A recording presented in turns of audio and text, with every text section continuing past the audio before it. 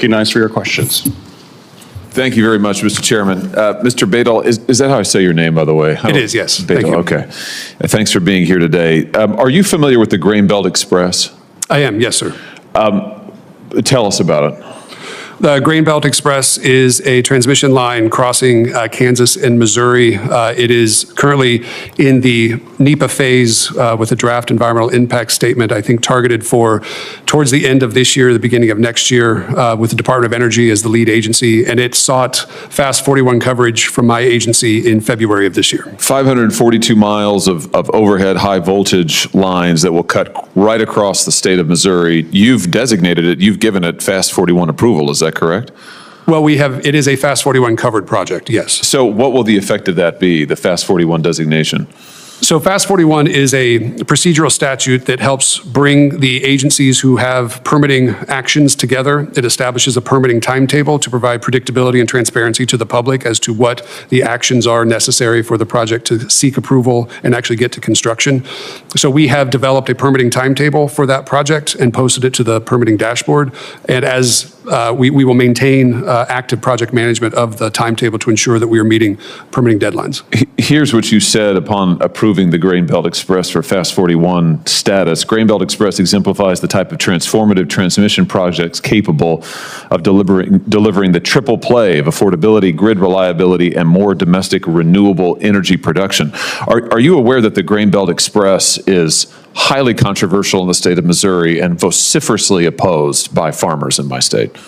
I am aware that there is local opposition to the project, yes. Yeah, to put it mildly, why is it a good idea to go over the heads of the people of Missouri and give this expressway, which is being developed by a private company that's making probably billions of dollars on it as they take farmers' land? Why is that a good idea? Well, Senator, we do not have actual discretion for projects that seek Fast 41 coverage. So it was not a decision on my part actually to grant coverage. If a project meets the criteria as defined in statute and they seek Fast 41 coverage, we are obligated to extend that coverage to the project, independent of the individual merits of the project. Don't you think that it's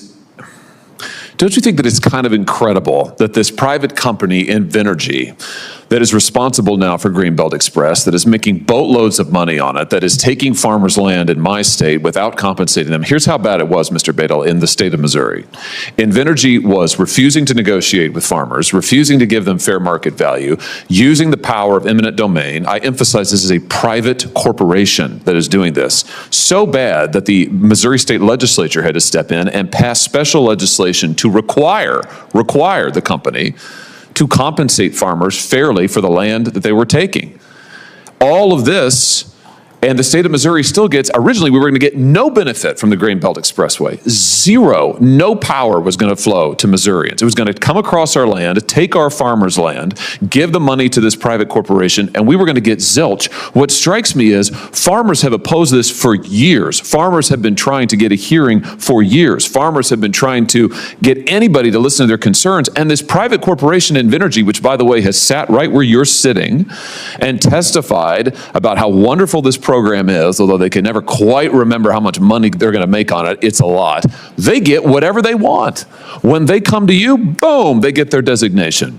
When they go to FERC, they get their designation. It's amazing. Every federal agency is bending over backwards to give this private corporation everything they want, and working farmers in my state and working people in my state who live on the land, maybe have lived on the land for generations, eking out a living, they can't get anything. They can't even get compensated for their land. And this corporation is making billions. And you're telling me there's just nothing you can do about it?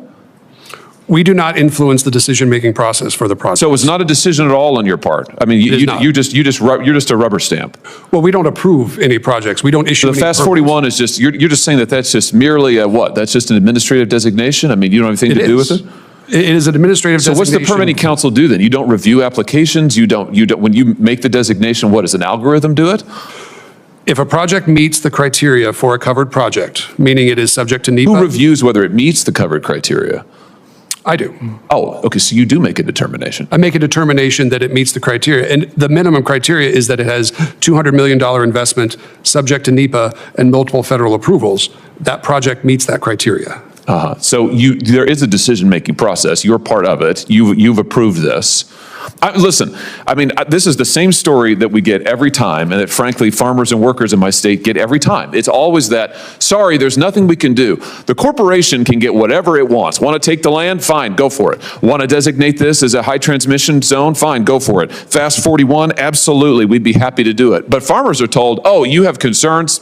There's just no place for you to be heard.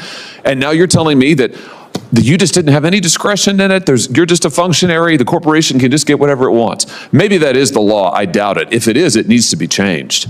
But I'm just here to tell you on behalf of the people of my state, I think it's outrageous that a private corporation can take this kind of land. We're talking about a massive corridor right across the central part of Missouri. We're talking about taking land from farmers whose families it has been for generations. These are not corporate farmers. These are small family farmers. They live on this land. They don't hire lobbyists. They don't appear before your agency, clearly. They don't have any voice, obviously. And they're just told, you just got to suck it up and take it. I just have a problem with that. I mean, I just think it's ridiculous. And frankly, if you don't have any discretion and your agency doesn't have any discretion, I question why you exist. I mean, if you really just are rubber stamping whatever comes before you, let's just shut down your council and replace you with a computer algorithm if you don't have any discretion. I mean, I just think this is ridiculous. I think the whole thing is ridiculous. And I think the idea that a private corporation can leverage the laws of the United States and every piece of the federal government in order to get what it wants and make billions off the people of Missouri when they're getting no benefit is ridiculous. And it is why the people of this country hate their government so much and suspect it. And they have every reason to do so. I just think the whole thing is ridiculous. Thank you, Mr. Chairman. Senator Hawley. Mr. Rydell, can you talk a little bit about the permitting council's strategy and plans for coordinating with state permitting and environmental agencies? Absolutely. I appreciate the question. We are actively engaging with states right now. I see that as untapped potential, really, for the Permitting Council. Obviously, federal approvals are necessary for infrastructure projects, but there are also going to be state approvals. Fast 41 allows us to enter into an agreement with states for them to opt in, where they would place their their state approvals onto the federal permitting dashboard and subject themselves to the same transparency and accountability that federal agencies do. We are also working with states to identify the pipeline of projects, and we recently executed a memorandum of understanding with the New Mexico Renewable Energy Transmission Authority to essentially establish a relationship whereby they would look at the projects in their portfolio that could qualify for Fast 41 and then direct them to us for conversations to see if Fast 41 coverage would be appropriate. This is building off of the success that we had with the Sunzia transmission line in New Mexico. We are looking at ways that we can really engage the states in more thorough conversation about, A, what projects are within their borders that would qualify for Fast 41, but also how we can provide the same strategies that we do to the federal government to state agencies. Well, you mentioned a number of things. Michigan right now is engaged in making historic infrastructure investments to reach climate neutrality by 2050 is the goal. You mentioned some efforts that you've been taking to help states, but could you be a little more specific as to how the Permitting Council might support this investment goal in my home state of Michigan?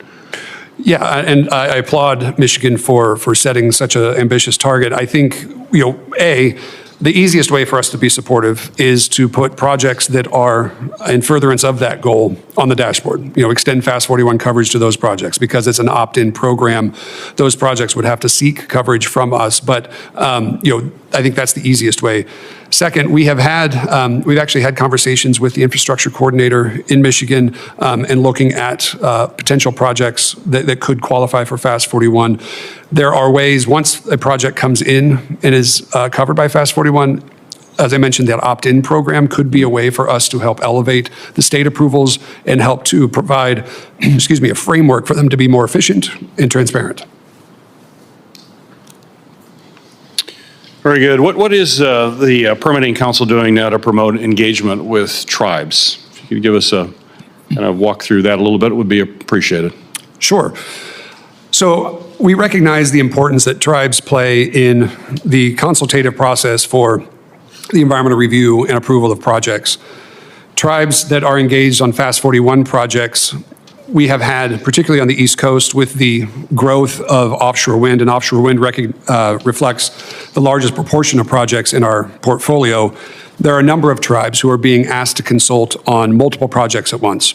And so in response to the demands that we are placing on the tribes, we've created a tribal assistance program using the ERIF, our Environmental Review Improvement Fund, to provide support directly to the tribes to enable them to engage meaningfully in these project reviews, to ensure that their considerations are accounted for in the agency decision-making process.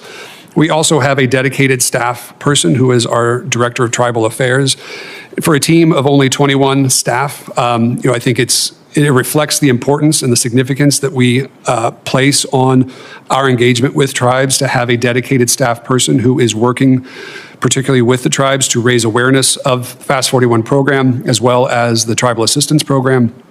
We have brought in 3 tribal broadband projects. So with the bipartisan infrastructure law, there was the creation of a new criteria, a tribal criteria, which allows Fast 41 to cover projects that are tribally sponsored and occur on tribal lands. With that, we've had, as I mentioned, 3 tribal broadband projects come forward, and we are in conversation with other tribes about future projects as well.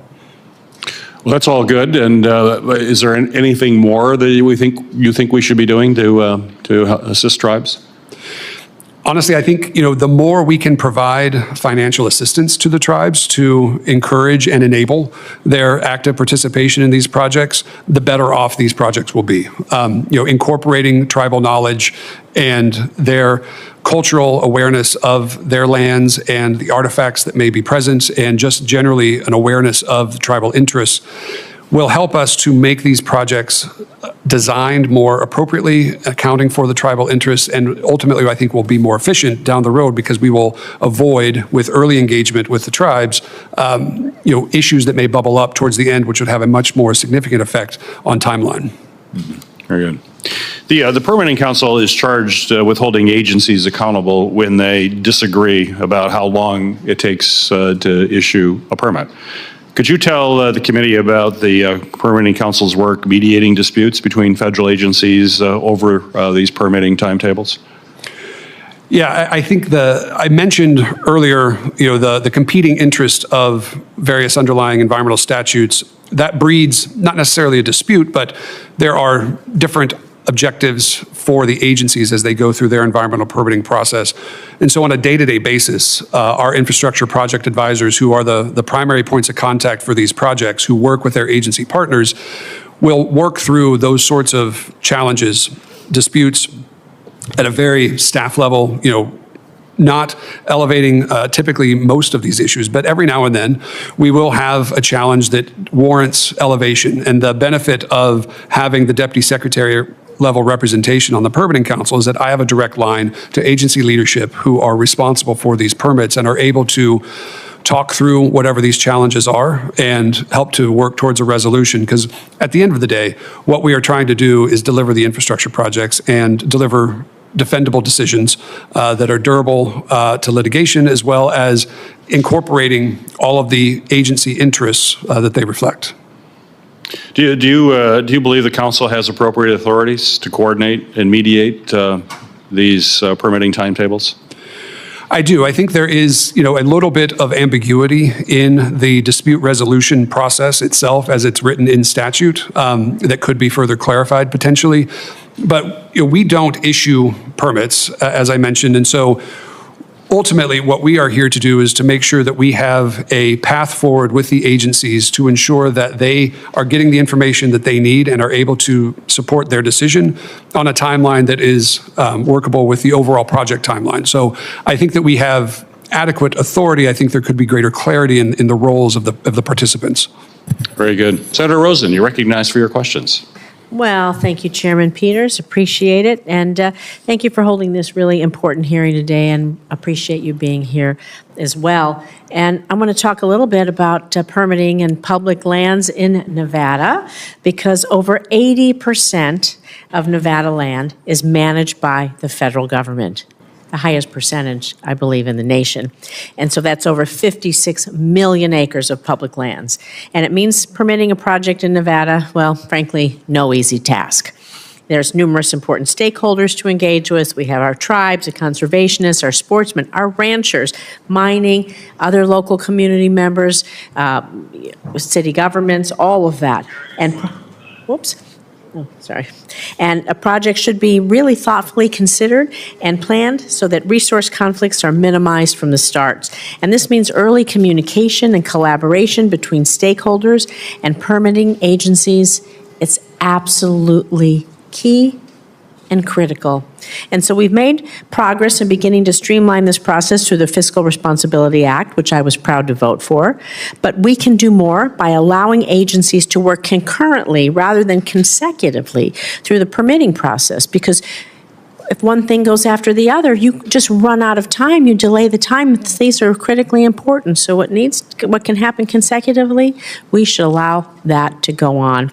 And so, Mr. Baydell, has the council considered ways to do this concurrent work so that this we can cut through that red tape and get our projects, at least get some determination whether they're going, not going, what do people have to do?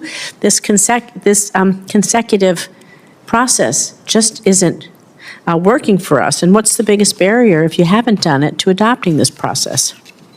I appreciate the question. The working concurrently rather than consecutively is kind of a fundamental best practice for permitting. And the FAST 41 statute actually directs agencies to work concurrently on permitting reviews and environmental approvals for FAST 41 covered projects. So for the projects that come in for coverage under our program, when we create the permitting timetable, we are looking at ways that are going to enable these actions to occur concurrently so that we are working simultaneously towards a common goal of reaching a decision on an agreed upon timeline. So I think, Senator, we are already prioritizing that. I would also note that the bipartisan permitting reform implementation rule, the NEPA Phase 2 rule that CEQ just finalized, also prioritizes the concurrent review of NEPA and permitting actions to enable the more efficient review and approval of these projects. So I think we are taking strong steps in that direction. It will take a little while for it to spread fully across government, I suppose, but for the FAST 41 projects that we have in our portfolio, that is the state of practice, and that is what is expected. Well, this is critically important to all the funding that's coming down to Nevada for these critically important projects in wind, water, solar, geothermal, critical minerals, and even implementing broadband expansion, all of the things that we have to do to keep our state growing, thriving, and competitive. So how can Congress empower the Permitting Council to really take a more significant role? Because you're saying you're directing agencies to do this. Is it coming down to our local levels? Are they understanding that they have to collaborate and coordinate, and where they can even, not just concurrently, maybe they can share some of the data? It doesn't have to even be done twice. That can also reduce the cost of a project? No, and I think that's an important question. What the distinction that I would like to draw is that we have, under FAST 41, we have our covered projects, and we have control or influence over the way that the timetables are developed for our covered projects, but there are a vast number of projects that are not covered under FAST 41, where we have obviously much less influence. What we do, however, is to identify those best practices that we learn from the covered projects and coordinate with the agencies to help them adopt those sorts of strategies. So trying to filter it down to the local level. Exactly. That's what we really need to do. Because last week I hosted Secretary, of Commerce Gina Raimondo to discuss the barriers of bringing broadband to Northern Nevada. We actually are the most mountainous states in the lower 48, and we have to bring it to Northern Nevada and rural parts of our state. And a large part of the conversation we had last week centered around challenges of permitting on federal land. So NTIA has worked to mitigate delays on the front end by releasing permitting templates, environmental screening tools for all the applicants, but more needs to be done. So can you speak a little bit about how the Permitting Council is working with Commerce to ensure projects like those funded under the bipartisan infrastructure law are able to meet the construction deadlines? Because the permitting process, again, is slowing them down. Absolutely, and we have been working very closely with the NTIA to help them get the resources that they need to be able to manage the influx of applications that are going to result from the BEAD program.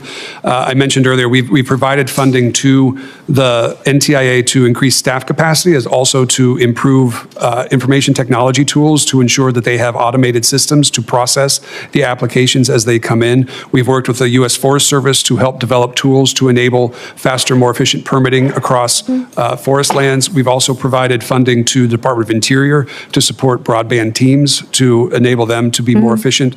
We are looking at additional ways to do programmatic reviews under the Endangered Species Act for broadband projects to enable that to be more efficient as well. So we recognize that there is a high demand for NTIA staff to be able to review and approve these broadband projects, and we are doing as much as we can to help provide Could you talk about the resources. permitting dashboard that you've been working on? You know, I'm a former computer programmer, systems analyst. I know you've talked about, we have the permitting dashboard, how that's going to improve the efficiency and efficacy of environmental reviews as it makes sense for us to invest in this digital streamlining for all the stakeholders, everybody that's working on it. And so how has the technology been helpful in the permitting process, and where do we need to go to utilize the technology again to help us move forward faster, whatever the response is in this area? The dashboard really is our front porch to the American public. That is where people will go to look and identify the projects that are Fast 41 covered. It serves multiple purposes. It is not only for us at the Permitting Council to illustrate the Fast 41 covered projects, but it also is used by the Department of Transportation for projects that they are undergoing environmental review. It right now is very much a portal for the public to see what is happening and less interactive. I think there are upgrades that we could make to that tool to We should make use it this more- as a model for other agencies. Your permitting dashboard would be a good template as we're trying to do this across agencies. It absolutely could, or it could be the portal for agencies. I think what we are hoping to encourage agencies is where there are requirements to post timetables for projects, whether Have they're one- Fast 41 one covered place. or not. Yeah. Use the dashboard. It already exists. Yeah, I like the dashboard idea. I'll be glad to submit some more questions for the record. Thank you, Chairman. Thank you, Senator Rosen. Senator Carper, you're recognized for your questions. Thanks so much, Mr.